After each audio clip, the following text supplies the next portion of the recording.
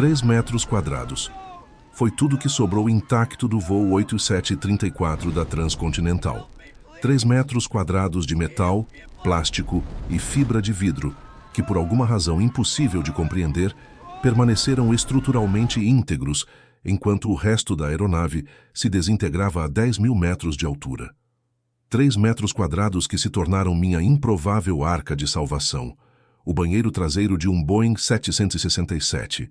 Quando penso em todas as pequenas decisões que me colocaram naquele lugar exato, naquele momento preciso, o café extra que tomei no aeroporto, o filme que escolhi assistir durante o voo, o timing do meu sistema digestivo, não posso evitar a vertigem existencial.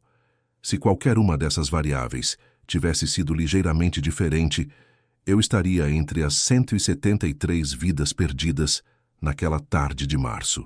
Em vez disso, tornei-me o protagonista involuntário de um dos mais improváveis casos de sobrevivência da história da aviação moderna.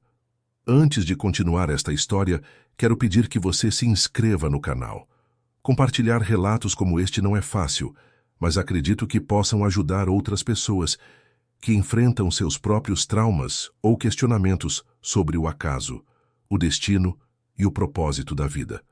Sua inscrição nos incentiva a continuar trazendo histórias reais de superação e reflexão. Meu nome é Victor Almeida. Tenho 39 anos, sou arquiteto, pai de 2 meninas e o único sobrevivente do voo 8734 da Transcontinental, que partiu de São Paulo com destino a Paris em 12 de março de 2019. Uma estatística improvável, uma anomalia, uma exceção que desafia explicações. Naquela manhã acordei às 5 horas para o voo internacional. Despedi-me de minha esposa Ana e nossas filhas, Clara e Sofia, na época com 7 e 5 anos, ainda adormecidas. Deixei um bilhete na geladeira com um coração desenhado e a promessa de trazer lembranças de Paris. Era minha primeira viagem internacional a trabalho. Iria apresentar um projeto em um congresso de arquitetura sustentável. Estava nervoso e animado ao mesmo tempo. No aeroporto de Guarulhos, tomei 2 cafés extras para combater o sono e o nervosismo. Check-in, despacho de bagagem, controle de passaporte, tudo transcorreu sem intercorrências. No portão de embarque, notei uma família com 3 crianças pequenas, os pais visivelmente cansados tentando manter todos comportados. Sorri, solidário, pensando em Ana lidando sozinha com nossas meninas pelos próximos 5 dias. O embarque começou pontualmente. Encontrei meu assento 47C na classe econômica, próximo à parte traseira do avião. Ao meu lado, um homem de meia idade lia uma revista de negócios, e na janela uma senhora idosa que me contou animadamente que ia visitar o neto recém-nascido em Paris. Ela mostrou-me fotos do bebê em seu celular, orgulhosa. Seu nome era Luísa Mendonça, 72 anos, professora aposentada. Este detalhe, seu nome, sua história, tornou-se importante para mim depois, quando tentei reconstruir as vidas que se perderam ao meu redor. A decolagem ocorreu conforme o previsto. O capitão Roberto Maia, cuja voz calma inspirava confiança, anunciou um voo de aproximadamente 11 horas, com algumas turbulências previstas sobre o oceano, mas nada preocupante. O tempo estava claro em São Paulo, céu azul visível pelas janelas. Após aproximadamente 1h30 de voo, o serviço de bordo começou. Escolhi frango com legumes e um refrigerante. Observei a comissária Marina Ribeiro, eficiente e sorridente, anotando mentalmente seu crachá, outro nome que se tornaria parte da minha obsessão posterior. Decidi assistir a um filme para passar o tempo, A Forma da Água, que havia sido lançado recentemente. Estava na metade do filme quando senti os primeiros sinais de desconforto intestinal. Aqueles 2 cafés extras estavam cobrando seu preço. Resisti por alguns minutos, não querendo incomodar meus vizinhos de assento, mas eventualmente a necessidade se tornou urgente. Pedi licença e me dirigi ao banheiro da parte traseira. Todos os 3 estavam ocupados. Esperei alguns minutos, desconfortável, até que o banheiro do lado esquerdo ficou livre. Entrei, tranquei a porta e sentei-me. Foi quando tudo mudou. Primeiro, uma turbulência moderada. O aviso para apertar os cintos acendeu, mas eu obviamente não podia retornar ao meu assento imediatamente. Depois, uma sacudida mais forte. Ouvi objetos caindo nos corredores. A turbulência aumentou rapidamente, muito mais intensa do que qualquer uma que já havia experimentado. Agarrei-me às laterais do assento sanitário. As luzes piscaram. Ouvi gritos vindos da cabine de passageiros. Uma sacolejada violenta me jogou contra a parede do pequeno cubículo. E então, o som. Um estrondo metálico ensurdecedor, como nada que eu já tinha ouvido antes. Uma explosão de ar. A sensação de pressão nos meus ouvidos, tão intensa que pensei que meus tímpanos fossem explodir. A temperatura caiu drasticamente em segundos. Não sei exatamente quanto tempo durou. Talvez 15 ou 20 segundos no total. Mas naqueles breves momentos, segundo investigações posteriores, o Boeing 767 sofreu uma descompressão explosiva e começou a se desintegrar no ar. O banheiro escureceu completamente. Senti uma aceleração vertiginosa, como estar em um elevador em queda livre. Meu corpo foi pressionado contra o teto, depois arremessado de volta. O pequeno compartimento girava, rodava, caía. Teoricamente, eu deveria ter perdido a consciência rapidamente devido à falta de oxigênio em alta altitude. Os especialistas depois me explicaram que, por algum motivo, o sistema de oxigênio de emergência no banheiro pode ter funcionado parcialmente, ou talvez a queda rápida para altitudes mais baixas tenha permitido que eu permanecesse consciente. Mas as memórias daqueles momentos são fragmentadas como um filme com cenas faltando.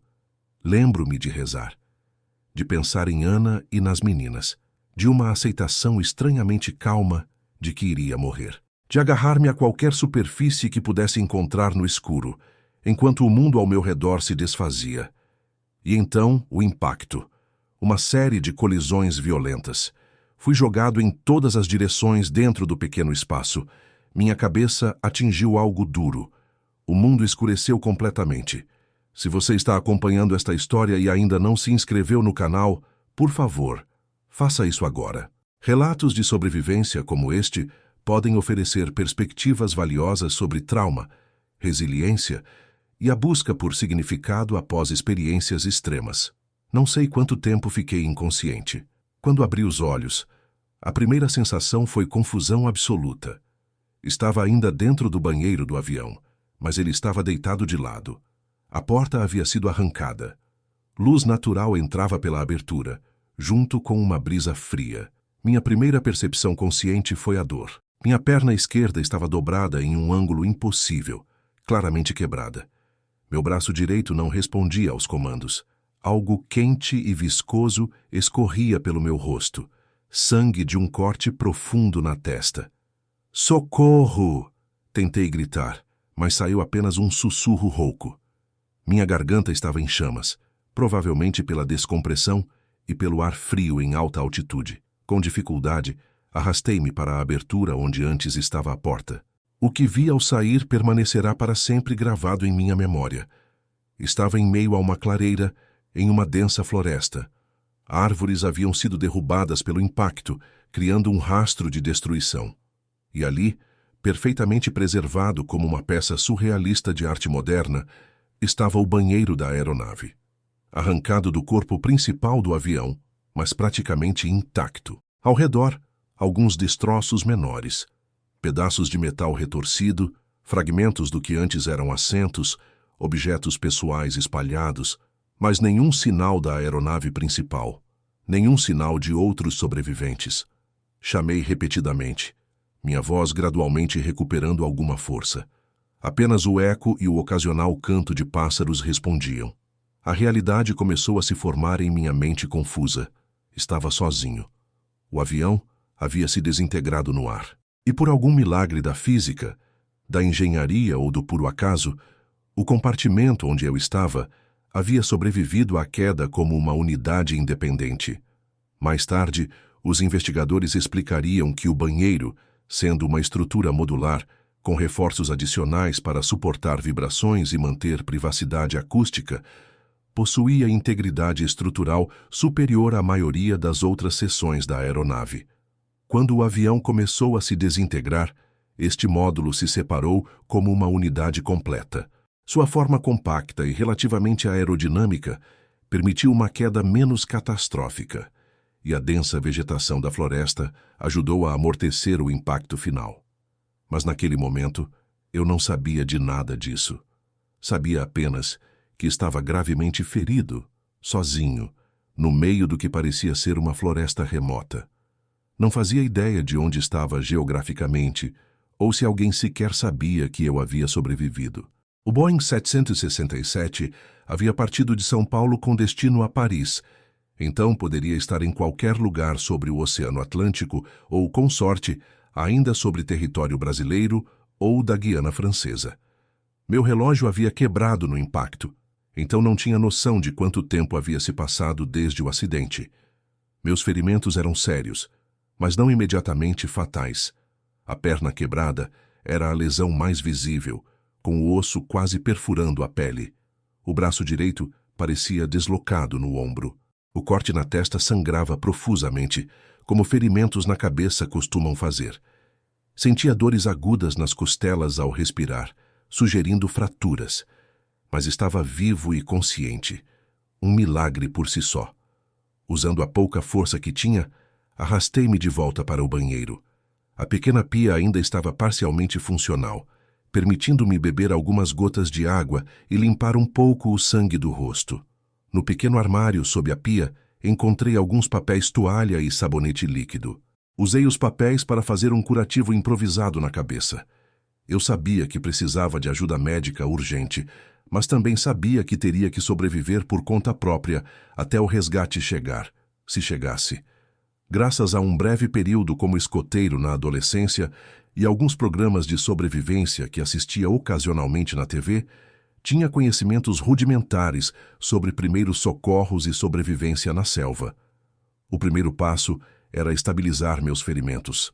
Usando as barras de apoio do banheiro, que haviam sido parcialmente arrancadas no impacto, e tiras rasgadas de minha camisa, improvisei uma tala para a perna quebrada. A dor era excruciante, mas consegui imobilizar minimamente o membro. Para o braço deslocado, não pude fazer muito além de criar uma tipóia com mais pedaços de minha roupa. O segundo passo era sinalização. Sabia que equipes de busca estariam procurando por destroços assim que a aeronave fosse reportada como desaparecida. Precisava criar algo visível do ar. Arrastando-me dolorosamente pela clareira, reuni pequenos destroços brilhantes, pedaços de metal, plástico colorido, qualquer coisa que pudesse refletir a luz solar. Organizei-os em um grande X, próximo ao banheiro caído. O terceiro passo era abrigo e água. O banheiro serviria como abrigo improvisado, protegendo-me parcialmente do vento e possível chuva. A pia fornecia algumas gotas preciosas de água, mas não seria suficiente por muito tempo. Percebi que precisaria encontrar uma fonte natural de água se o resgate demorasse. Enquanto a tarde avançava para o crepúsculo, a realidade de minha situação tornou-se ainda mais sombria. A temperatura começava a cair. Animais desconhecidos faziam sons inquietantes na floresta circundante. A dor em meus ferimentos intensificava-se e uma febre começava a se manifestar, sinal preocupante de possível infecção. Naquela primeira noite, deitado no pequeno espaço do banheiro inclinado, lutando contra a dor e a febre, enfrentei os primeiros questionamentos existenciais que me assombrariam pelos anos seguintes. Por que eu? Por que sobrevivi quando todos os outros morreram? Que significado poderia existir em ser poupado por 3 metros quadrados de fibra de vidro e metal? Se essa reflexão sobre a aleatoriedade da vida e os questionamentos que surgem após experiências traumáticas ressoa com você, por favor, considere se inscrever em nosso canal. Suas inscrições nos ajudam a continuar explorando histórias de sobrevivência, trauma e recuperação que podem trazer perspectivas valiosas para muitos. O segundo dia após o acidente trouxe chuva. Por um lado, isso agravou meu desconforto, deixando-me encharcado e ainda mais frio. Por outro, permitiu que eu recolhesse água fresca em pequenos recipientes improvisados, com destroços côncavos. Bebi avidamente, sabendo que a desidratação era uma ameaça tão grave quanto meus ferimentos. A febre aumentava, e com ela vieram os primeiros delírios. Comecei a ter conversas imaginárias com outros passageiros. A senhora idosa que ia conhecer o neto, o homem de negócios ao meu lado, a comissária Marina com seu sorriso eficiente. Racionalmente, sabia que estavam mortos, mas em meu estado febril, pareciam tão reais quanto as árvores ao meu redor. Em momentos de lucidez, continuei tentando melhorar minha situação. Encontrei uma pequena escova de dentes no bolso da minha calça. Tinha planejado escovar os dentes após a refeição, antes que a turbulência começasse. Usei-a para escrever socorro e SOS em pedaços grandes de destroços, aumentando minhas chances de ser visto. Também encontrei alguns pacotes de açúcar do serviço de bordo em outro bolso, resquícios da refeição que havia consumido horas antes do desastre. Era pouca coisa, mas me daria alguma energia. No terceiro dia, a situação deteriorou significativamente. A infecção em minha perna era evidente. A pele ao redor da fratura estava vermelha, inchada, dolorida ao toque. A febre agora era constante, oscilando entre calafrios violentos e ondas de calor sufocante. Comecei a vomitar, provavelmente devido à infecção, desidratação e fome. Sabia que minha janela de sobrevivência estava se fechando rapidamente. Sem tratamento médico, a infecção se espalharia, levando a sepse e morte. Em meus momentos de lucidez cada vez mais raros, pensava em Ana e nas meninas. No bilhete com o coração desenhado, seria essa minha última comunicação com elas? No projeto que nunca apresentaria em Paris. Nas 173 vidas que se perderam enquanto eu, por um acaso cósmico inexplicável, havia sido poupado apenas para morrer lentamente dias depois. Foi então que ouvi, fraco inicialmente, depois mais claro, o som inconfundível de um helicóptero. Com uma força que não sabia que ainda possuía, arrastei-me para fora do banheiro e para o centro da clareira. O barulho se aproximava. Acenei freneticamente com meu braço bom, gritando com minha voz rouca, até que minha garganta queimasse. O helicóptero passou inicialmente sem me ver. Desespero. Depois, fez uma curva e voltou. Havia me avistado. Pairou sobre a clareira e pude ver pessoas olhando para baixo. Um homem acenou, confirmando que me viam. Devido à densidade da vegetação, o helicóptero não podia pousar diretamente na clareira. Uma equipe de resgate foi descida por um cabo. O primeiro socorrista a chegar ao solo correu até mim. "Meu Deus, você está vivo!"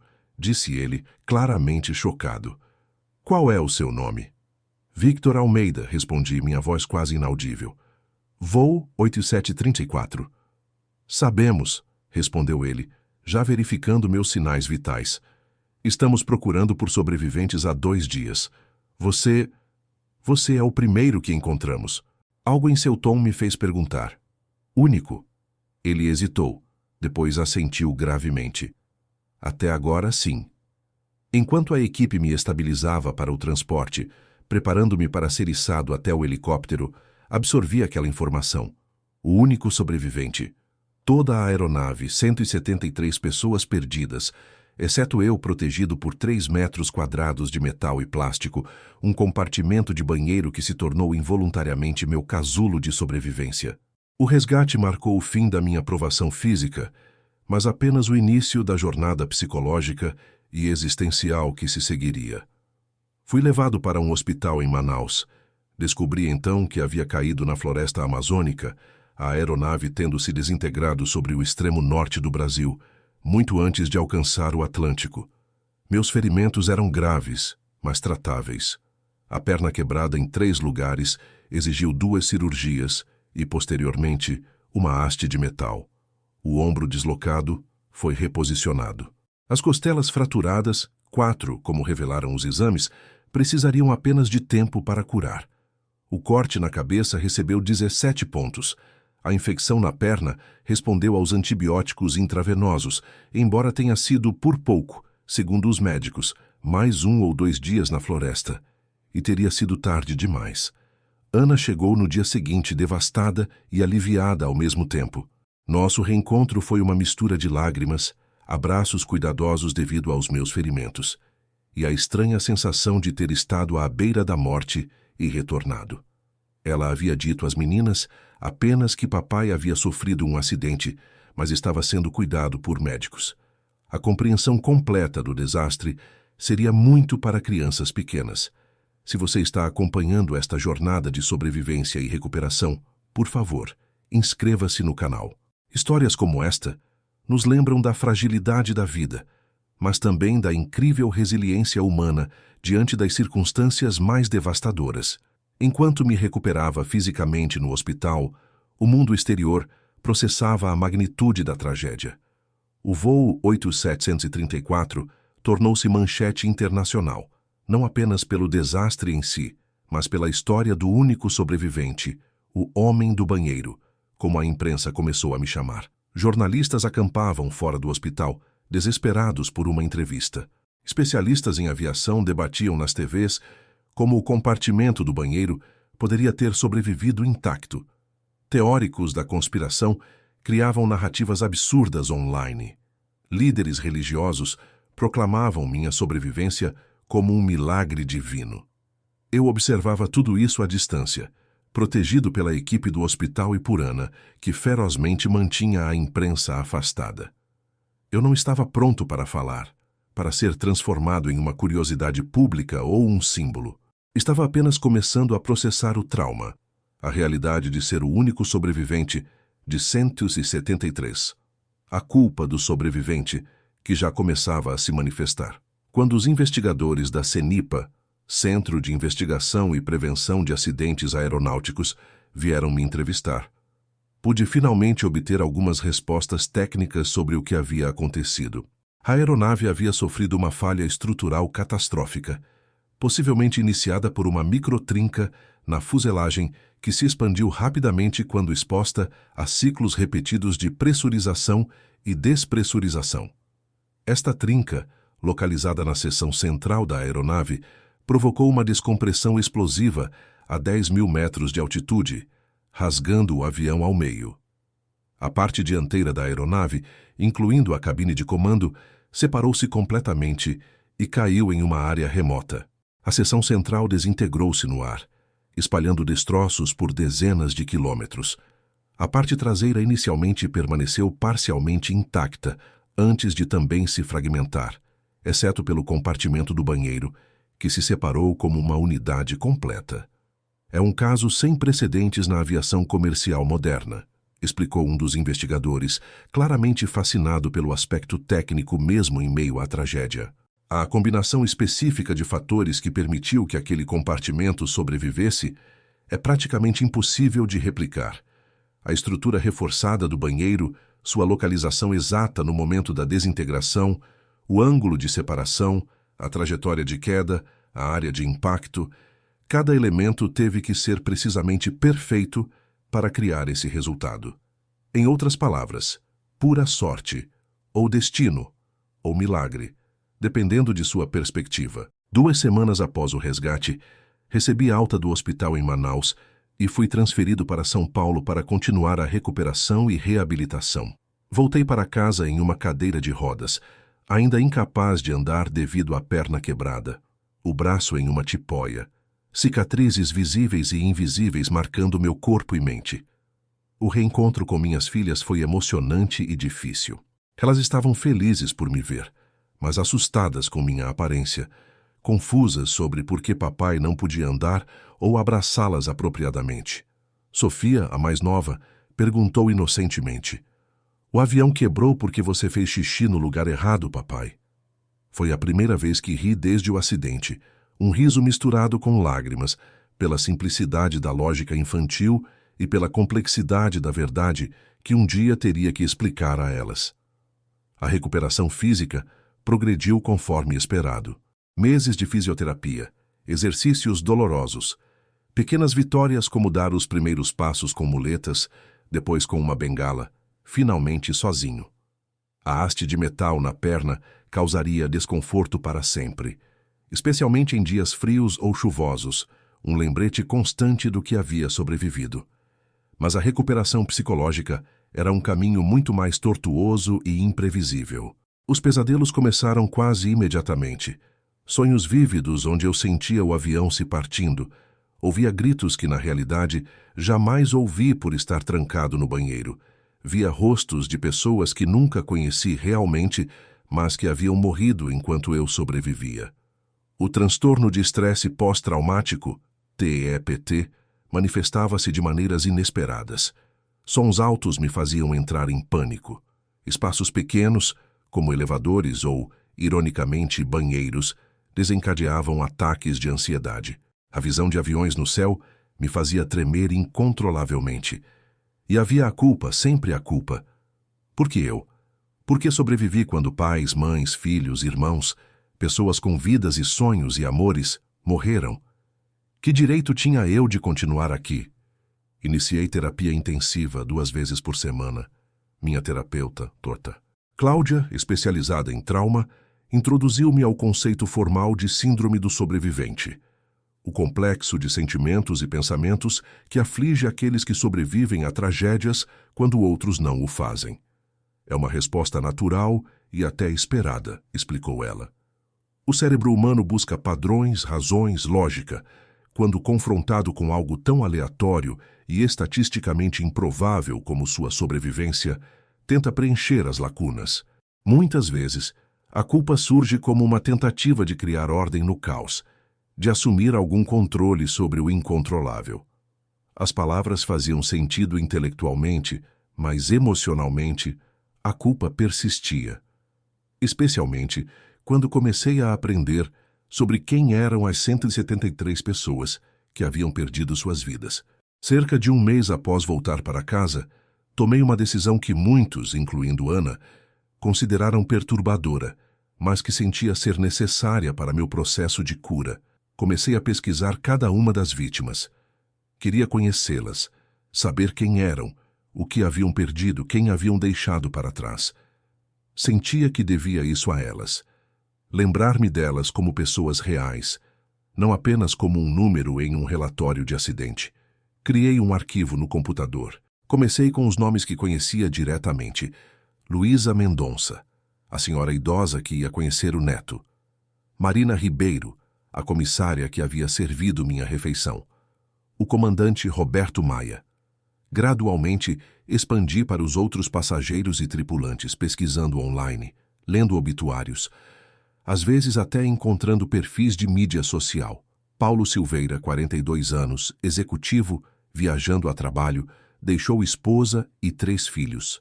Sofia Martins, 23 anos, indo fazer intercâmbio, primeira vez viajando para o exterior. O casal Rodrigo e Camila Lopes, em lua de mel tardia após 5 anos de casamento. Dr. Fernando Castro, médico que viajava para uma conferência sobre uma nova terapia para câncer que estava ajudando a desenvolver. Cada nome, cada história, era um peso adicional, mas também, paradoxalmente, um passo em direção a algo que ainda não compreendia totalmente. Não era punição auto-infligida como Ana inicialmente temeu. Era um processo de testemunho, de memória, de honrar aqueles que haviam partido enquanto eu permanecia. Foi durante este período de pesquisa que recebi o primeiro contato de uma família de vítima. Mariana, filha de Luísa Mendonça, a senhora idosa que estivera sentada ao meu lado, havia descoberto minha identidade através da imprensa e enviou um e-mail. Não estava com raiva ou ressentimento como eu temia. Estava grata por saber que sua mãe havia mostrado orgulhosamente as fotos do neto a alguém em seus últimos momentos. Saber que ela estava feliz, animada para conhecer meu filho, que falou sobre isso com o passageiro ao lado, traz-me algum conforto, escreveu Mariana. Se estiver aberto a isso, gostaria de conversar mais. Este e-mail marcou o início de algo inesperado. Após hesitação inicial e discussão com minha terapeuta, concordei em me encontrar com Mariana. O encontro foi intenso emocionalmente. Lágrimas, histórias, perguntas que eu não podia responder sobre os momentos finais. Mas também trouxe algo que não esperava. Uma sensação de conexão, de propósito, de que talvez houvesse algum significado a ser encontrado no aparente caos aleatório do desastre. Depois de Mariana, vieram outros. O marido de Marina Ribeiro, a comissária. A filha do Dr. Castro. Os pais de Sofia Martins. Alguns queriam detalhes específicos. Outros apenas queriam ver meu rosto, talvez para concretizar que alguém realmente havia sobrevivido. Alguns expressavam uma inveja compreensível. Por que você e não meu pai, minha esposa, meu filho? Mas a maioria demonstrava uma gratidão surpreendente por eu estar disposto a encontrá-los a carregar suas histórias.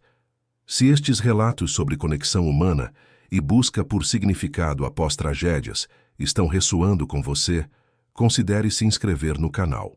Suas inscrições nos ajudam a continuar compartilhando histórias que exploram a profundidade da experiência humana em seus momentos mais desafiadores. Um ano após o acidente, tinha me encontrado pessoalmente com familiares de 47 vítimas e mantido correspondência com dezenas de outros. Estas conexões tornaram-se uma parte central do meu próprio processo de cura. Não eliminaram a culpa do sobrevivente, mas transformaram-na em algo mais construtivo, um senso de responsabilidade, de propósito. Foi nesse ponto que Ana sugeriu algo que mudaria completamente o rumo da minha recuperação e da minha vida. Por que não criar uma fundação? Algo para apoiar as famílias das vítimas e talvez outros sobreviventes de traumas semelhantes. A ideia ressoou imediatamente. Utilizando parte da indenização da companhia aérea e contribuições de amigos e familiares, criamos a Fundação Voo 8734. Sua missão inicial era dupla: oferecer apoio psicológico e legal para famílias de vítimas de acidentes aéreos e desenvolver pesquisas sobre a síndrome do sobrevivente e estratégias terapêuticas para seu tratamento. Ana, com sua formação em administração, assumiu a gestão operacional da fundação, enquanto eu me tornei seu rosto público, algo que jamais teria imaginado fazer antes do acidente, dado meu perfúsio naturalmente reservado. Mas descobri que compartilhar minha história, por mais doloroso que fosse reviver aqueles momentos, tinha um poder terapêutico tanto para mim quanto para os ouvintes. Comecei a dar palestras em pequenos grupos, primeiramente para outras famílias afetadas por tragédias, depois em congressos médicos sobre trauma, eventualmente para o público geral. Não falava apenas sobre o acidente em si, mas sobre a jornada posterior, a recuperação física, o TEPT, a culpa do sobrevivente, a busca por significado, a construção de algo positivo a partir da destruição. 2 anos após o acidente, a fundação havia crescido significativamente. Contratamos psicólogos especializados em trauma, advogados com experiência em direito aeronáutico, criamos grupos de apoio em várias cidades, desenvolvemos material educativo sobre luto, trauma e recuperação. Estabelecemos parcerias com universidades para pesquisas sobre resiliência e crescimento pós-traumático. E o mais significativo, tornou-se um ponto de encontro para as famílias das vítimas do voo 8734. Não todas, claro. Algumas preferiam processar seu luto privadamente, o que respeitávamos plenamente. Mas muitas encontraram conforto na comunidade que se formou, na conexão com outras pessoas que compreendiam sua perda específica. Em 12 de março de 2021, no segundo aniversário do acidente, organizamos uma cerimônia memorial. Não no local do acidente, que era inacessível na densa floresta amazônica, mas em um parque em São Paulo. Plantamos 173 árvores nativas, uma para cada vida perdida. Cada família pôde escolher a espécie de sua árvore e participar do plantio, criando um espaço vivo de memória e renovação. Durante a cerimônia, fui abordado por um homem que não reconheci inicialmente. "Senhor Almeida", disse ele estendendo a mão. "Sou Carlos Mendes, engenheiro aeronáutico. Fiz parte da equipe que investigou o compartimento onde você sobreviveu." Apertei sua mão surpreso. "O banheiro?" Ele assentiu. "Aqueles 3 metros quadrados mudaram minha vida profissional. Sabe, em engenharia aeronáutica, estudamos falhas para evitar que se repitam, mas também estudamos sucessos inesperados, como um compartimento que sobrevive quando deveria ter sido destruído." Carlos explicou que a análise do módulo do banheiro havia levado a novos insights sobre design de segurança em aeronaves. A maneira como a estrutura se comportou durante a desintegração, como absorveu o impacto da queda, estava influenciando novas abordagens em compartimentos de sobrevivência. Não quero soar insensível, continuou ele. 173 vidas perdidas é uma tragédia inimaginável. Mas quero que saiba que sua sobrevivência, aquele módulo que o protegeu, pode ajudar a salvar vidas no futuro. Já está influenciando novos designs de segurança. Aquela conversa me atingiu profundamente. Pela primeira vez, vislumbrei um propósito ainda maior em minha improvável sobrevivência.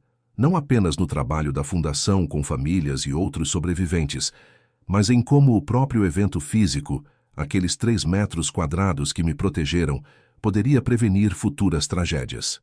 Convidei Carlos para participar da Fundação como consultor técnico. Ele aceitou imediatamente. Nos meses seguintes, desenvolvemos um novo programa educativo sobre segurança na aviação, em linguagem acessível para o público leigo. Não para criar medo, mas para desmistificar, informar e talvez ajudar os passageiros a se sentirem mais seguros ao compreender os múltiplos sistemas de segurança que existem nas aeronaves modernas. Quase 3 anos após o acidente, algo inesperado aconteceu. Recebi um e-mail de Lucas Ribeiro, filho de Marina, a comissária que havia servido minha refeição antes do acidente. Lucas tinha 16 anos quando sua mãe faleceu. Agora, prestes a completar 19, queria me encontrar para discutir algo específico. Encontramo-nos em um café tranquilo em São Paulo. Lucas, um jovem alto com um sorriso gentil que lembrava o de sua mãe, parecia nervoso. "Senhor Almeida", começou ele, "estou pensando em estudar psicologia, mais especificamente trauma e recuperação pós-traumática, e queria saber se a Fundação oferece estágios ou bolsas de estudo." Fiquei surpreso e comovido. "Posso perguntar por que essa área específica te interessa, Lucas?"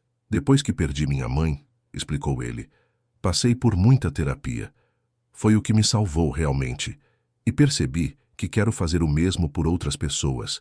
Usar o que aconteceu, essa tragédia, para ajudar outros que passam por perdas semelhantes."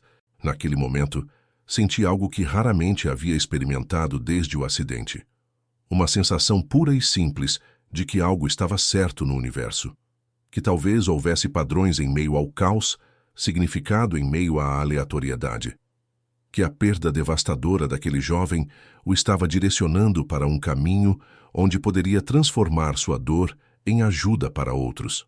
"A Fundação não apenas aceita seu pedido, Lucas", respondi, "mas vai criar especificamente um programa de bolsas em homenagem à sua mãe." O programa de bolsas Marina Ribeiro foi lançado 6 meses depois, oferecendo suporte financeiro para jovens afetados por traumas coletivos que desejassem seguir carreiras em áreas de saúde mental. Lucas foi o primeiro beneficiário, e seu trabalho posterior com crianças que perderam pais em desastres tornou-se uma das iniciativas mais impactantes da Fundação. Se este relato sobre encontrar propósito e significado, mesmo nas circunstâncias mais devastadoras, ressoa com você, por favor, considere se inscrever no canal. Suas inscrições nos permitem continuar compartilhando histórias transformadoras que podem inspirar esperança em momentos de escuridão. 5 anos se passaram desde aquele dia fatídico de março. A vida continuou, como inevitavelmente acontece. Clara e Sofia agora têm 12 e 10 anos. Sabem a história completa do acidente. Explicamos gradualmente à medida que cresciam, adaptando os detalhes à sua maturidade emocional. Não é algo que escondemos ou evitamos em nossa família. Tornou-se parte integrante de nossa história, assim como a Fundação é agora parte central de nossas vidas. Fisicamente, recuperei-me quase completamente, embora a haste metálica na perna ainda cause desconforto em dias frios e provavelmente precisará ser substituída algum dia. As cicatrizes visíveis empalideceram, mas nunca desaparecerão completamente, nem acho que deveriam. São lembretes do que sobrevivi e da responsabilidade que sinto em relação àqueles que não tiveram a mesma chance. Psicologicamente, a jornada é contínua. Os pesadelos diminuíram significativamente, assim como os ataques de pânico, graças a anos de terapia consistente e técnicas de gerenciamento de TEPT. Ainda não consigo entrar em um avião, e provavelmente nunca conseguirei, mas aprendi a viver com essa limitação, adaptando minhas viagens a carro, trem ou barco quando necessário. A culpa do sobrevivente nunca desaparece completamente, mas evoluiu para algo mais próximo de uma responsabilidade do sobrevivente. Um compromisso de honrar as vidas perdidas, vivendo a minha própria com propósito e significado. Não porque eu seja especial ou tenha sido escolhido para sobreviver, mas porque o acaso, o destino, ou seja lá o que for, me colocou naquela posição única. A Fundação Voo 8734 prosperou, expandindo seu alcance para além do acidente específico que a inspirou. Hoje, oferece apoio a sobreviventes e famílias afetadas por diversos tipos de desastres em todo o Brasil. O programa de bolsas Marina Ribeiro já beneficiou 27 jovens. Nossa pesquisa sobre Síndrome do Sobrevivente foi publicada em revistas científicas internacionais. O programa educativo sobre segurança na aviação, desenvolvido com Carlos Mendes, é agora utilizado por diversas companhias aéreas em seus treinamentos. Minha carreira como arquiteto foi efetivamente encerrada. Não tenho mais o mesmo interesse ou energia para projetos de construção. Em vez disso, encontrei uma nova vocação como palestrante, educador e administrador da Fundação. Ana continua gerenciando o lado operacional, sua competência organizacional, complementando minha abordagem mais voltada às pessoas. Mantemos contato regular com dezenas de famílias das vítimas. Alguns se tornaram amigos próximos, quase família. Outros preferem uma conexão mais distante, o que respeitamos. Cada pessoa processa o luto e o trauma a seu próprio modo, em seu próprio tempo. Em março de 2024, no 5º aniversário do acidente, recebi uma notícia surpreendente. Os investigadores da CENIPA, em colaboração com engenheiros da Boeing e especialistas independentes, haviam finalizado um estudo abrangente sobre a desintegração do voo 8734, com foco específico no compartimento do banheiro que me salvou. Os resultados levaram a novas recomendações de segurança que estavam sendo implementadas globalmente. Mais especificamente, novos designs de células de sobrevivência, inspirados naqueles 3 metros quadrados, estavam sendo desenvolvidos e testados. Não apenas para banheiros, mas para seções inteiras de aeronaves comerciais. A ideia não era que compartimentos individuais se separassem em caso de desintegração. Isso seria impraticável e potencialmente perigoso, mas que certas seções da aeronave fossem projetadas com princípios estruturais, semelhantes aos que permitiram que aquele pequeno espaço sobrevivesse intacto. O evento que quase tirou sua vida pode literalmente salvar centenas ou mesmo milhares no futuro, explicou Carlos Mendes ao compartilhar a notícia. É um legado extraordinário. Fiquei sem palavras diante dessa informação. A ideia de que minha experiência traumática, aquele momento terrível, quando o mundo ao meu redor se desintegrou literalmente, poderia levar a inovações que salvariam vidas futuras, era quase impossível de processar. Não diminuía a tragédia das 173 vidas perdidas. Nada poderia. Mas acrescentava outra camada de significado, outro propósito à minha improvável sobrevivência. Ainda me pergunto frequentemente: por que eu? Por que aquele banheiro específico permaneceu intacto quando tudo ao redor foi destruído? Por que estava lá naquele momento preciso, quando minutos antes ou depois teria significado um destino completamente diferente? A verdade é que nunca saberei com certeza. Talvez tenha sido puro acaso, a indiferente aleatoriedade de um universo físico regido por leis da termodinâmica, gravidade e resistência estrutural. Talvez tenha sido destino ou intervenção divina, como muitos sugeriram ao longo dos anos. Talvez haja um padrão maior que não consigo perceber de minha posição limitada. O que aprendi, através de anos de reflexão, terapia e conversas com outros sobreviventes, é que talvez a pergunta "por quê?" não seja tão importante quanto o "e agora?". Não posso controlar ou explicar por que sobrevivi quando 173 outras pessoas não tiveram a mesma sorte. Mas posso decidir o que fazer com o tempo que me foi concedido, como honrar aqueles que se foram, como transformar uma tragédia aleatória em algo que tenha propósito e significado. Em meu escritório na fundação, mantenho uma pequena fotografia do compartimento do banheiro, como foi encontrado na floresta. Aqueles 3 metros quadrados miraculosamente intactos em meio à devastação. Não como um mórbido lembrete do desastre, mas como um símbolo de como até mesmo o menor espaço de proteção, o mais improvável abrigo, pode ser suficiente para preservar a vida e possibilitar transformação. Recentemente, Clara, minha filha mais velha, perguntou-me algo que me pegou de surpresa. Pai, se pudesse voltar no tempo, você evitaria entrar no avião? Mesmo sabendo que a fundação não existiria e todas as pessoas que você ajudou não receberiam essa ajuda? A pergunta me deixou sem palavras por um momento.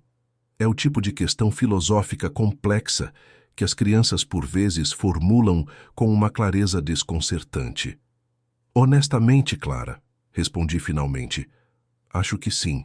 Escolheria que o acidente nunca tivesse acontecido, que aquelas 173 pessoas ainda estivessem vivas, com suas famílias, seguindo suas vidas. O bem que fizemos através da fundação não compensa realmente a perda de tantas vidas. Ela pensou por um momento, então assentiu. Faz sentido, mas já que não podemos voltar no tempo, acho que você está fazendo a coisa certa agora. Da boca de uma criança de 12 anos, aquela simples afirmação capturou algo que levei anos de terapia para compreender. Não podemos alterar o que já aconteceu, apenas como respondemos a isso. Não posso trazer de volta as vítimas do voo 8774. Não posso explicar completamente por que sobrevivi em 3 metros quadrados de metal e plástico quando ninguém mais o fez. Mas posso assegurar que minha sobrevivência tenha significado, que as vidas perdidas sejam lembradas, que algo positivo emerja das cinzas da tragédia.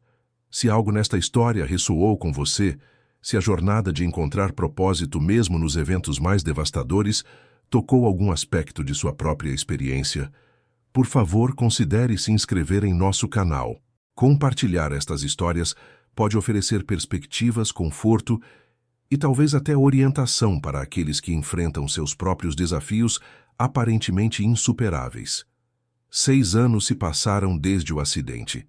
Em muitos aspectos, ele se tornou um divisor de águas em minha vida. Há o Victor antes do voo 8734 e o Victor depois. Não são pessoas completamente diferentes, mas suas perspectivas, prioridades e compreensão do mundo são fundamentalmente distintas. O Victor antes vivia em função do futuro, o próximo projeto, a próxima promoção, a próxima conquista.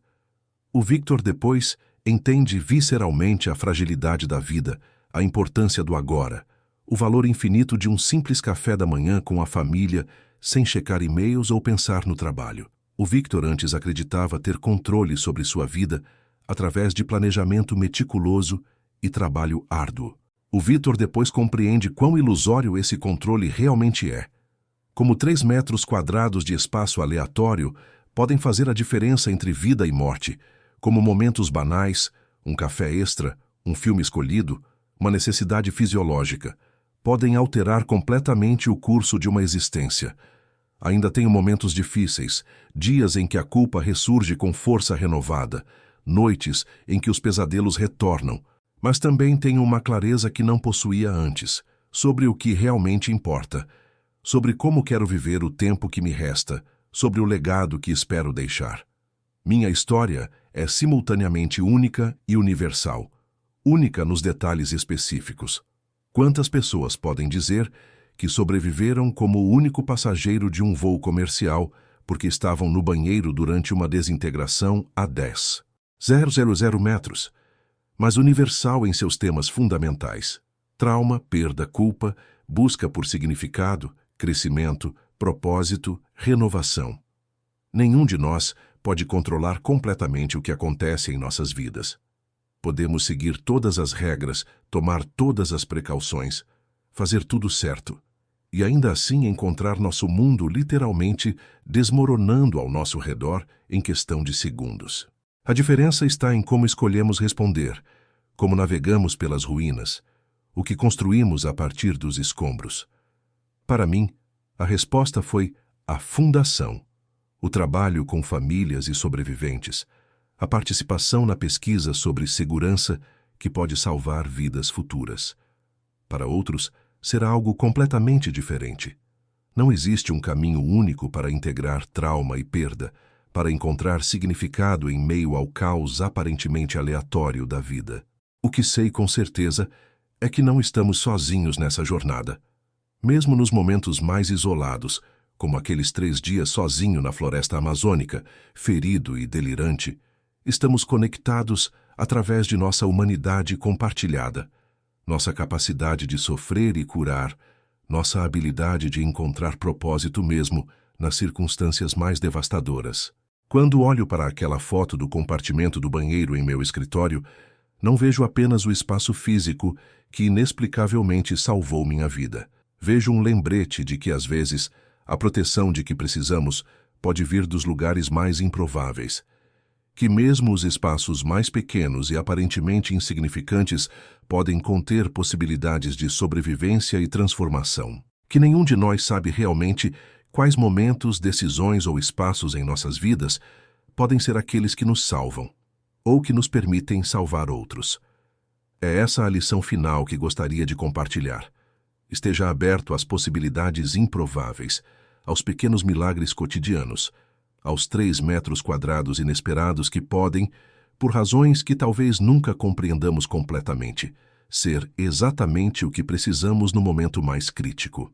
Obrigado por ouvir minha história, por testemunhar minha jornada, por compartilhar, mesmo que brevemente, o peso e o propósito de ser o único sobrevivente.